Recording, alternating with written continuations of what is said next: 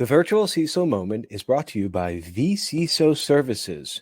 vCISO Services' mission and calling is to provide quality cybersecurity and information security consulting and expertise for small and mid-sized businesses.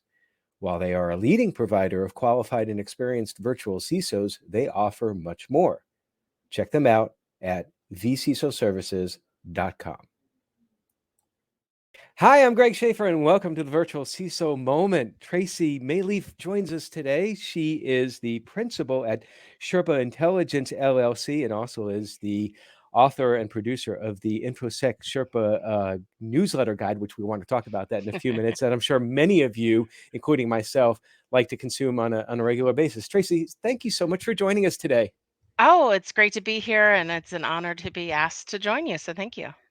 Well, I'm really looking forward to hearing your story about your cyber journey, and because I don't believe that I have talked to or even know of anyone who started out the way you started out, but I'm not going to get into that. I'll let you explain it.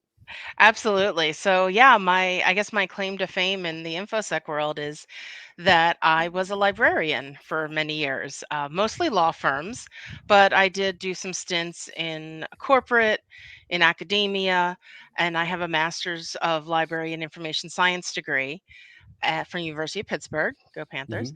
Mhm. Um, and yeah, I basically decided on New Year's Eve 2014 that I was going to make 2015 the year of my career.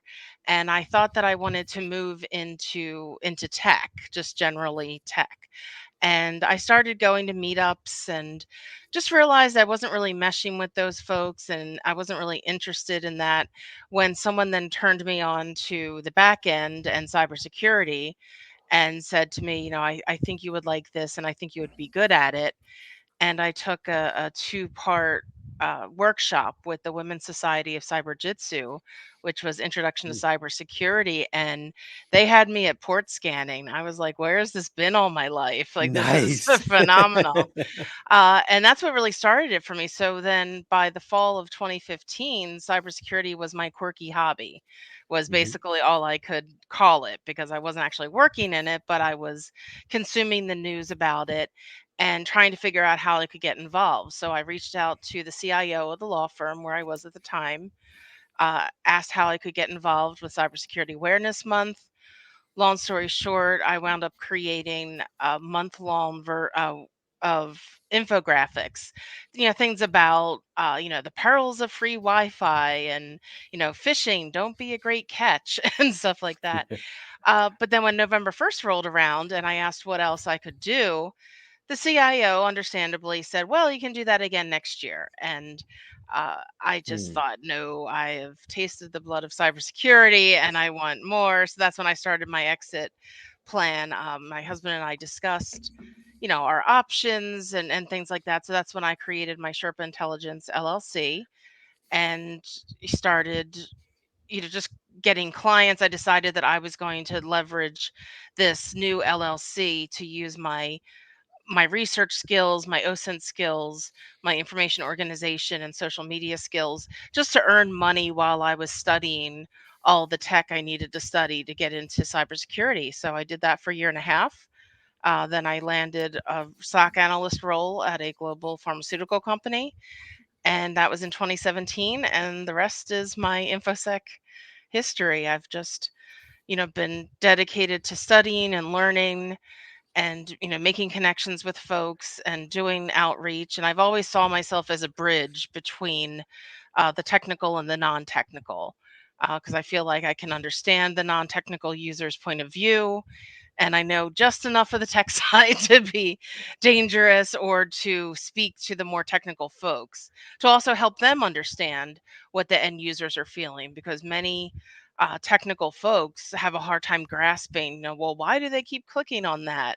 And then that's where I feel like I have to come in and explain, well, this is probably why they're doing that, and also your bad attitude is not making them want to adhere to security policies. So I talk a lot about empathy. I've created different talks utilizing library science principles and applying them to the information security world with with empathy and making centric decisions is really something that I try to hammer home, because that's what the focus is in library science.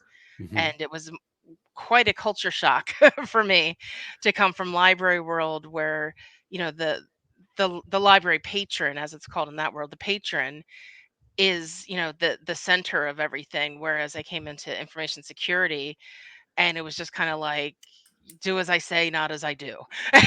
And that wasn't, I was thinking there's a better way to go about this. So that's how I got here, and I use my library science skills every day, Hmm. and I just want to make a difference in the world with the knowledge that I have, and trying to make information security better, not just for the consumers of security, but the people working in it too.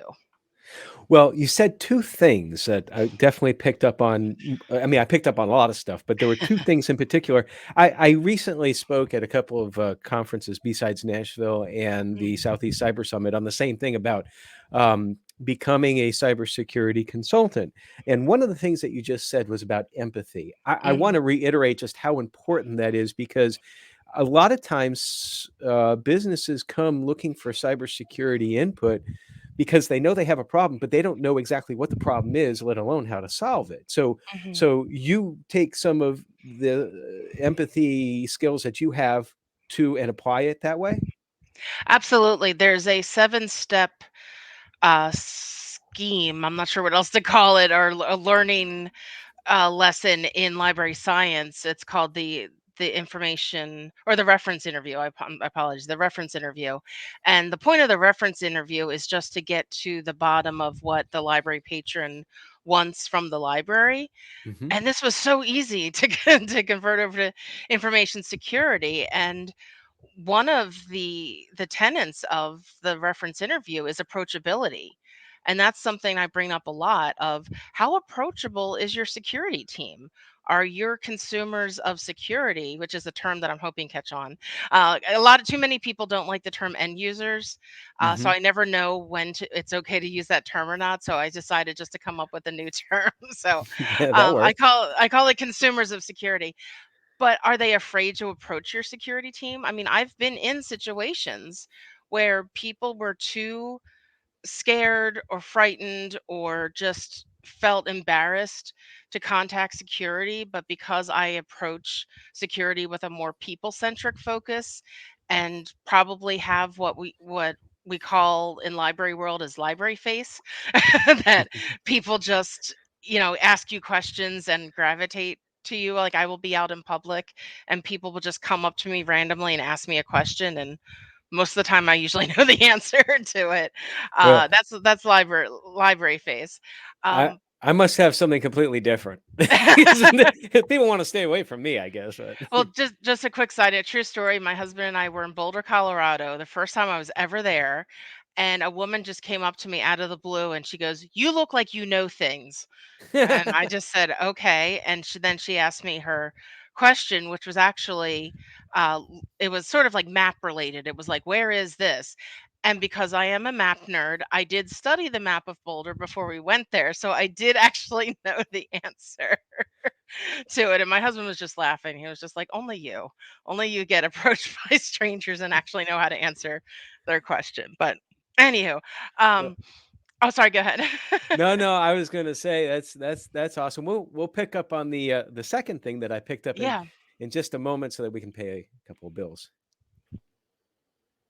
Bitdefender provides cybersecurity solutions with leading security, efficacy, performance, and ease of use to small and medium businesses, mid-market enterprises, and consumers.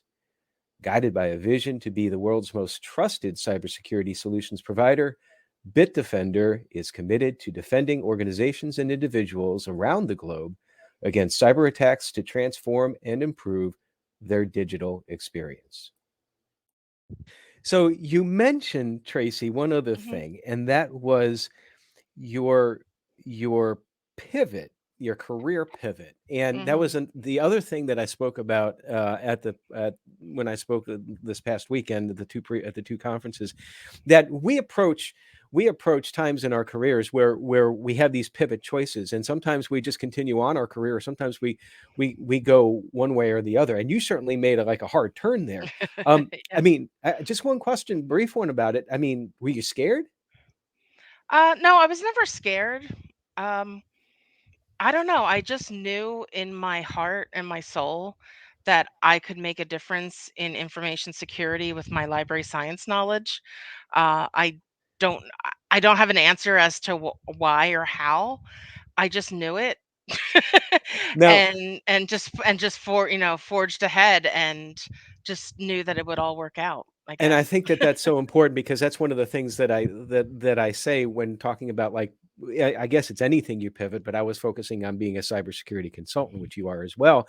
That one of the things that you have to determine out the gate is, why are you doing this, Mhm. and always be true to your why. Now, for me, one of my whys is that I really have a passion for helping small and mid-sized businesses Mhm. with their information security postures and problems. And to that point, I'd like to ask you what you think is Sure. one of the more significant threats in information security now for small and mid-sized businesses.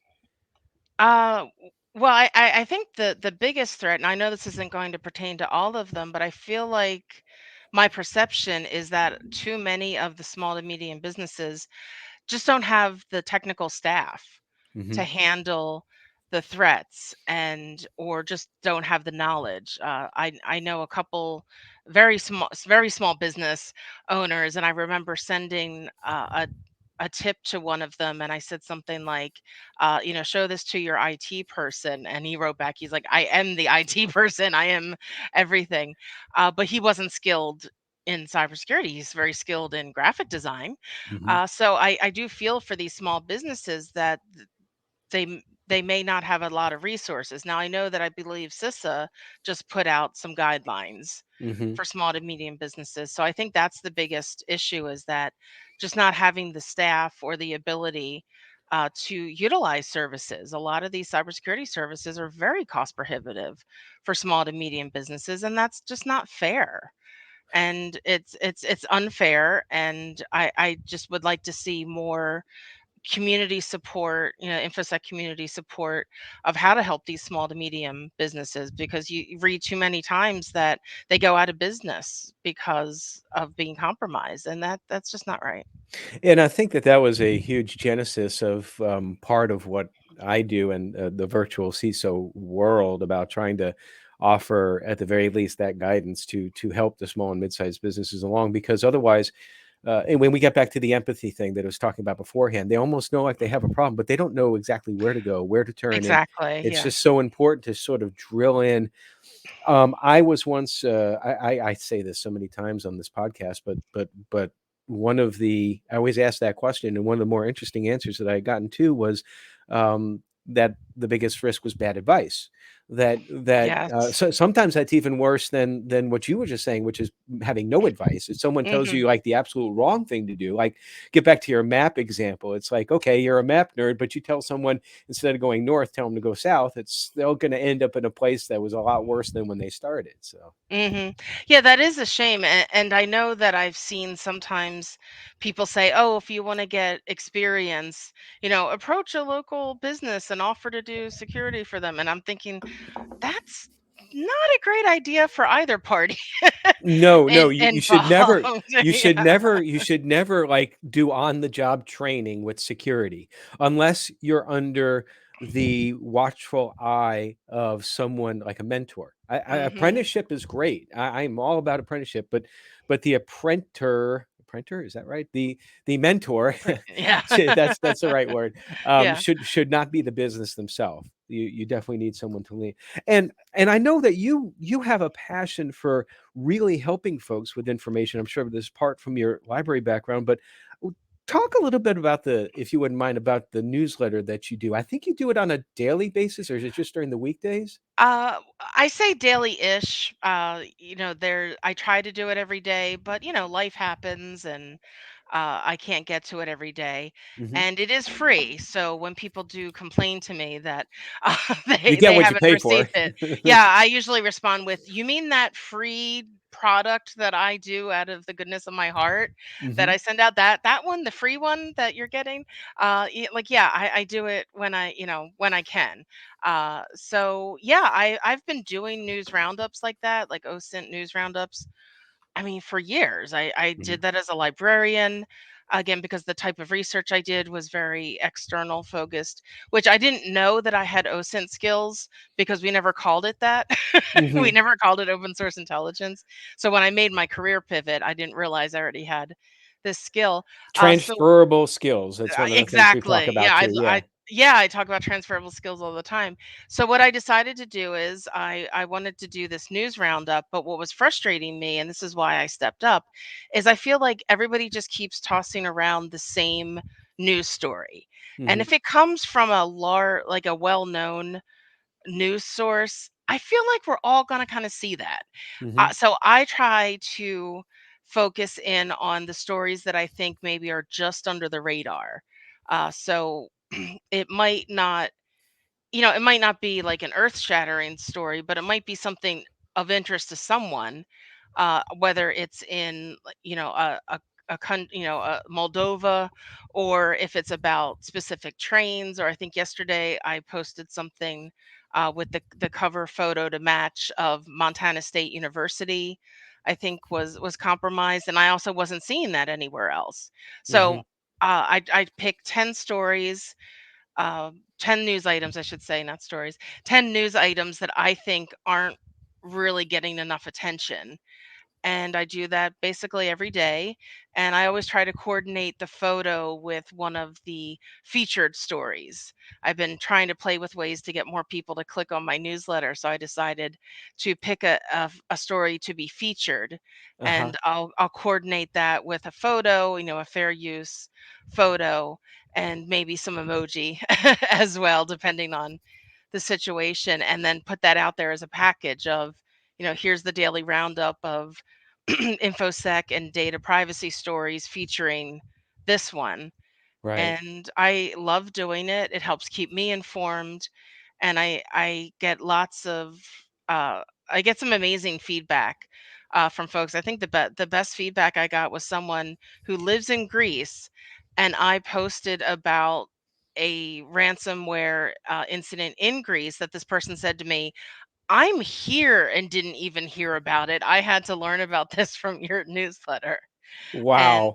yeah, so that's what I just love to hear that, and that's what I'm going for. I'm going for enlightening people about the stories they may not necessarily hear about or realize was a problem. I like to look at travel. I like to look at hospitality, transportation, different industries, maritime, that I think kind of get overlooked.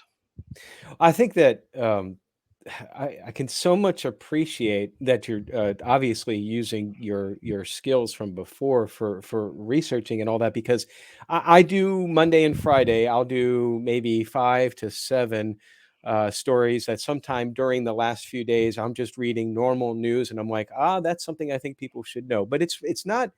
It's more like passive research, and partially the reason why I do it is to provide also a threat intel resource for like my clients and other folks' clients who may never not otherwise like look into stuff. But you dive a lot deeper, and I can appreciate that if you do 10 every day ish, that I mean that's got to be a lot of work, I would imagine. I mean, I don't want to give away any of my special sauce, No, I'm but not asking for yeah, that. yeah. But I have it fine tuned Hmm. down to, I it's definitely less than an hour. Um, you know, That's amazing. oh yeah, I mean, I've just I've been doing it for so long. I'm just very good at doing it quickly and efficiently and with quality, basically. Well, it's excellent content, and I know that that's actually how we first connected because I was looking on Twitter, I think, for cybersecurity source information or something, came across your newsletter. I'm like, oh, this is really interesting. And you were kind enough, which I never thanked you in person till now. You were kind enough to give a plug out for the podcast on your newsletter, and like an idiot. I didn't reciprocate and invite you on to this podcast Oh, until like many weeks later. I'm like, I can't believe that I didn't ask you to do that. So I apologize for that. nope, it's all we're here now. It's all good. But thank you so much for that excellent resource. It's a I think that there are so many folks in the cybersecurity community that do practice giving back, that basically it's like you're not just like the podcast here, outside of a little monetization in order to pay for the bills. It's like this is not a money making venture. It is a labor of love to help folks. So I really appreciate you doing I mean, I'd love to make money off of it, but that. nobody ever wants to pay for anything. Um, at that, I mean, no, it's hard to get people to subscribe to things, and then you run the risk of someone just paying for it and then just posting it on Reddit or something like that. Right, right. So I don't know what to do. Yeah, I yes, I would love for it to be monetized, but I also want people to see it. So for me, you know, the ability to have people actually see this so that it can help someone is, currently outweighing the desire to have it become this, money making operation. But yeah, it's a difficult line to tread. I'm not really sure what to do with it, but for now, I'm just going to keep doing it while I have time. Well, if you ever figure out a way to do that, just let me know, and I'll do the same thing because it is very difficult to. I have looked into the idea of like, yeah, having subscribers for the podcast, for example, but quite honestly, I think I'd rather offer it for free because it's otherwise then I probably lose most of my subscriber base, my listener base. So Yeah, and I'm very much interested too in MDM, misdis malinformation, and combating it, not propagating it. And what this is very basic, but you've come to realize that the paywalls are just feeding into the mis, and disinformation because yeah. people can't, because the crappy news is free. The good news costs money. So I also don't want to feed into that by having my information that I find, that I vet, be prohibited, to be behind a paywall. Um, yeah. That's a very interesting point. I never really thought about that, but you're right. The crappy information is free. On I Yeah. mean, you can get lost on Twitter in misinformation on all sides about all sorts of things, and it is just it can get to be a little bit disheartening and stressful sometimes. And I know that being in cyber and certainly producing the newsletter, I know that a lot of that is a labor of love, but there's got to be some Mhm. stress involved with that as well too. What's one thing that you do to help decompress from the stresses of cyber? Well, I do have my Sixers hat on. I am a big sports fan. I have seen Philadelphia. that. I have Yes. seen some of your tweets on that. Yeah. I love sports. I'm a big sports fan. So the Sixers are in the first round of the NBA playoffs right now. So last night Oh. was now don't get me wrong, being a Philadelphia sports fan also comes with its own set of stress. Uh, I'm sure. but I also knit and I bake a lot. If you follow me on social media, I'm always posting, something. I'm always cooking or baking I have, yes. something. Yeah. But yeah, knitting, and I like to knit during football because it doesn't move as fast, so it's easy to knit during football. And I have two dogs and a husband, so there's always stuff around the house to do, Well, or dogs to play with. Yeah.